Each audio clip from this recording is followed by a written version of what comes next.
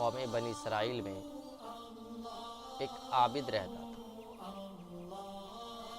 शैतान ने बड़ी मुशक्क़त और बड़ी मेहनत की कि इस आबिद को इबादत की राह से भटकाया जा सके। शैतान ने एक मीटिंग बुलाई और मीटिंग बुलाने के बाद तमाम लोगों से कहा, तमाम शैतानों से कहा कि कौन है जो इस आबिद को इबादत की राह से भटका सकता है।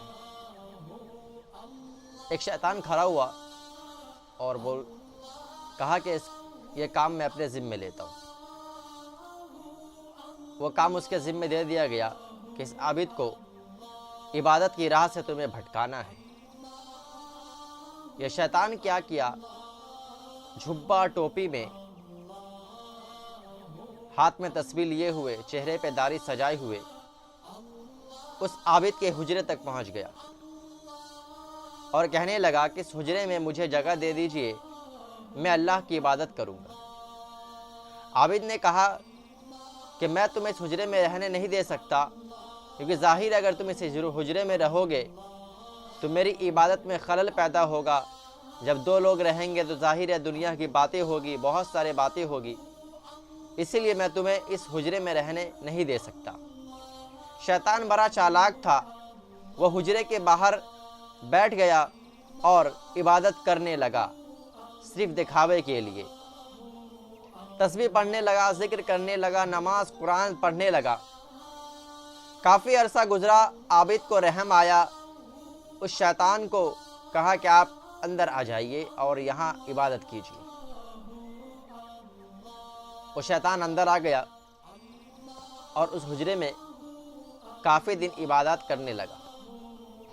कुछ अरसा गुजरा तो शैतान ने उस आबिद को कहा कि मैं तुम्हें एक ऐसा वजीफ़ा ना बता दूं जिससे तुम लोगों के खैर कर सकते हो, लोगों की भलाई कर सकते हो। अगर ये वजीफ़ा पढ़ के तुम किसी पे दम कर दोगे, अगर वो बीमार रहेगा उसको शिफा मिल जाएगी। आबिद ने कहा नहीं, जाहिर अगर आप मुझे ये वजीफ़ा बतलाएंगे तो लोग मेरे पास आएंगे, यहाँ एक लंबा कतार लग जाएगा, मेरी इबादत में खलल पैदा होगा, मैं मसरूफ़ हो जाऊँगा, इसलिए मुझे इस वजीफ़े की कोई ज़रूरत नहीं। शैतान ने बहुत समझा बुझाकर उस आबिद को ये वजीफ़ा बतला दिया। मोहल्ले के सब लोगों को पता चल गया कि आबिद दम कर देता है, बीमार शिफा पा जाते हैं। उस आबिद के हुजरे के बाहर हमेशा एक लंबा कतार लगा रहता, बीमार लोग आते और आबिद से दम कराते और उसे शिफा मिल जाता। ये शैतान क्या करता कि मोहल्ले के तमाम लोगों को जाकर बीमार करने लगा, ताकि आबिद इबादत के राह से भटक जाए और इस चीज़ में मुलव्विज़ हो जाए कि वो लोगों को वजीफ़ा पढ़ के दम करने लगे। इत्तफाक एक ऐसा हुआ कि शैतान एक घर में पहुंचा जिसके 3 भाई थे और उसकी एक बहन थी। उसकी बहन को शैतान ने बीमार कर दिया और उसके वो 3 भाई कहीं जाने वाले थे। तो जाहिर है उन तीनों भाइयों ने मशवरा किया कि आखिर किया क्या जाए। मशवरा करने के बाद वो 3 भाई अपने बहन को आबिद के पास ले आए और बोले कि मैं कुछ दिनों के लिए बाहर जा रहा हूँ, ये बीमार है, आप इनको अपने हुजरे में रखिए। उसके बाद आबिद ने बोला ठीक है, आप इन्हें बगल हुजरे में रख दीजिए। पहले तो आबिद माना नहीं, काफ़ी इसरार के बाद आबिद अगर माना तो कहा ठीक है, आप इन्हें बगल हुजरे में रख दीजिए। वो लड़की बगल हुजरे में रहने लगी। खाने का वक्त होता, आबिद उनके हुजरे के बाहर खाना रख देता, वो लड़की आकर अंदर से खाना ले जाती। काफ़ी दिन गुजरा तो शैतान ने इस आबिद के दिल में वसवसा डाला कि वो नौजवान लड़की है, खाना लेने बाहर आती है, आप ऐसा ना करें कि खाना उनके हुजरे तक पहुंचा दें। तो आबिद ने बोला ठीक है। आबिद ने मशवरा किया ठीक है, तो खाना उसके हुजरे तक पहुंचा दिया जाता था। फिर शैतान ने उस आबिद के दिल में काफ़ी दिन के बाद वसवसा डाला कि वो लड़की अकेला रहती है, मायूस है, अब जाकर उनसे कुछ कलाम ना कर ले, कुछ बात ना कर ले जिनसे उनका दिल बहल जाए। तो काफ़ी दिन के बाद आबिद सोचने के बाद शैतान बार बार वसवसा डालता, तो फिर आबिद उस लड़की से कलाम करने लगा, बात करने लगा।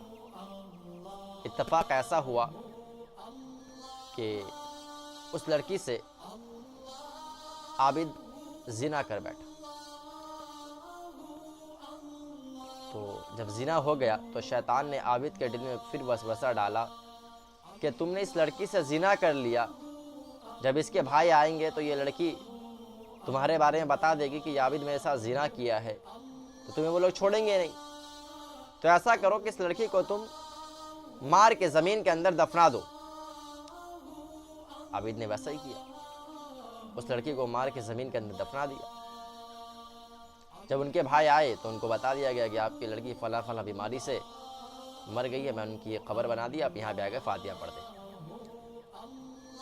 शैतान क्या किया कि उस तीनों भाई के दिल में जाके वसवसा डालने लगा कि तुम्हारी लड़की के साथ आबिद ने जिना किया है, उसे मार के फला फला जगह में दफना दिया है, तो वहाँ जाकर चेक करो। ये तीनों भाई जब सुबह उठे तो वहाँ चेक करने के लिए पहुँचे, तो जाहिर है वहाँ पे उनकी बहन को दफना दिया गया था मार के। तो ये आबिद पे चढ़ पड़े, काजी के पास मामला पहुँचा, काजी ने सज़ाए मौत दे दी आबिद को। जब सज़ा देने का वक्त आया आबिद को, तो शैतान इंसानी शक्ल में आया और कहने लगा कि मैं तुम्हें इस मौत से बचा सकता हूँ, मैं तुम्हें इस मौत से बचा सकता हूँ। आबिद ने बोला बचा दो यार। शैतान ने बोला ऐसा थोड़ी, एक शर्त। बोला क्या शर्त? बोला तुम्हें मुझे सजदा